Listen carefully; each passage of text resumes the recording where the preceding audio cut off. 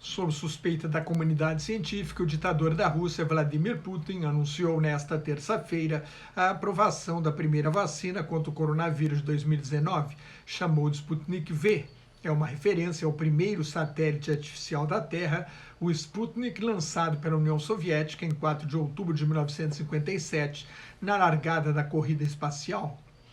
O problema é que a vacina russa, desenvolvida pelo Instituto Gamaleya de uma universidade de Moscou, não passou da primeira fase de testes, de acordo com a Organização Mundial da Saúde.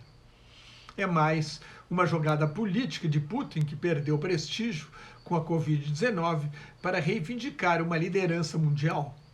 Há 166 vacinas em desenvolvimento no mundo contra o novo coronavírus. 8 estão na terceira fase de testes, quando são aplicadas em seres humanos em larga escala. 4 delas são da China, que promete distribuir a preço de custo, numa diplomacia de vacinas para melhorar sua imagem, por ser o país origem da pandemia. A primeira fase testa a dosagem e a segurança da vacina. Na segunda, os testes são feitos com centenas de pessoas e vários grupos da sociedade, como crianças e idosos.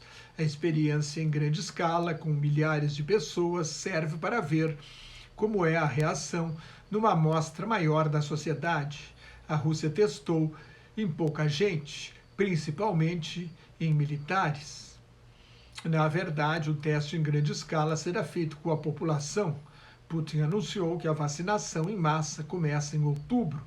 O ditador garantiu que a vacina é boa porque foi testada numa de suas filhas, que teria tido inicialmente uma febre de 38 graus e no dia seguinte não teria apresentado nenhum efeito colateral e, ao mesmo tempo, conseguido imunidade. É uma aposta arriscada. O epidemiologista Vassily Vlasov, da Escola Superior de Economia de Moscou, advertiu contra o excesso de euforia, chamando a declaração de Putin comparando a declaração de Putin com a propaganda do estilo soviético. Não basta desenvolver a vacina, é preciso convencer a população de que ela é segura. Nos Estados Unidos, o Dr. Anthony Fauci declarou que espera que os russos tenham feito uma vacina segura, mas, na verdade, duvida. A única garantia até agora é a palavra de Putin. Alguém acredita no ditador russo? Nem Donald Trump, embora às vezes finge que acredita. O método científico exige a transparência, a revisão do resultado das experiências por outros cientistas. Se eles fizerem a mesma coisa, precisam chegar ao mesmo resultado.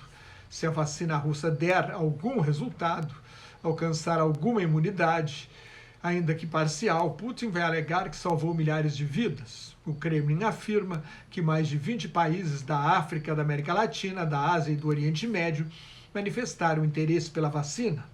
Apesar das suspeitas, o governo do Paraná fez um acordo com a Rússia para produzir a vacina Sputnik V no Brasil. Isso depende ainda de autorização da Agência Nacional de Vigilância Sanitária, a Anvisa.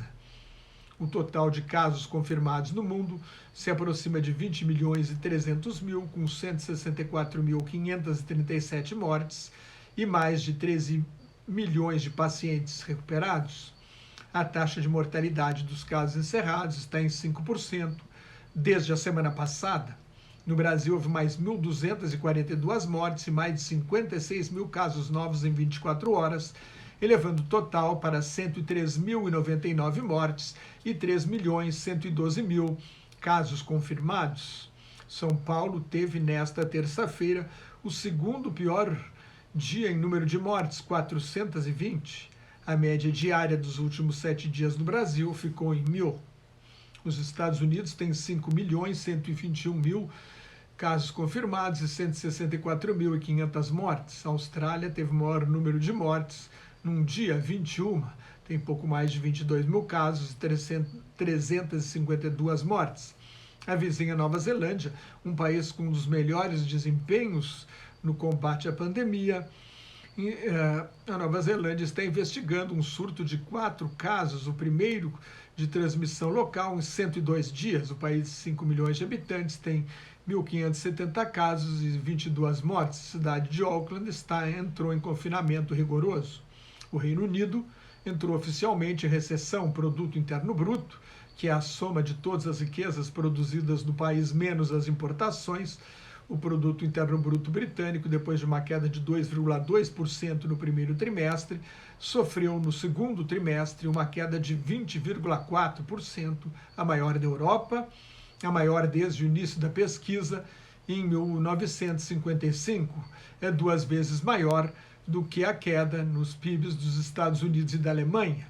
A expectativa é que o desemprego no Reino Unido atinja 2.800.000 pessoas no ano que vem.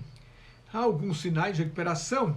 O PIB em junho teve alta de 7,8%, mas ainda está 17,2% do PIB de fevereiro. E depois ainda vem aí o impacto do Brexit, a saída da União Europeia. Para terminar, a senadora Kamala Harris, ex-procuradora de São Francisco e procuradora-geral da Califórnia, foi indicada a vice-presidente de Joe Biden na chapa do Partido Democrata para a eleição de 3 de novembro. Harris, filha de jamaicano com uma indiana, será a primeira afro-americana e a primeira asiático-americana a concorrer numa chapa presidencial nos Estados Unidos. Até agora, houve 2 candidatas a vice mulheres, Geraldine Ferraro, na chapa de Walter Mondale, democrata, em 1984, derrotada por Ronald Reagan e George Bush, e Sarah Palin, na chapa de John McCain, na primeira eleição de Barack Obama, quando Biden era o vice. Mais comentários de política internacional no meu blog Globalização em Crise, que está em nelsonfrancojobim.blogspot.com, no meu Twitter e no Facebook, onde agora colaboro com o grupo Quarentena News. Cuide-se, fique em casa se não tiver nada muito importante a fazer na rua e muito obrigado pela atenção.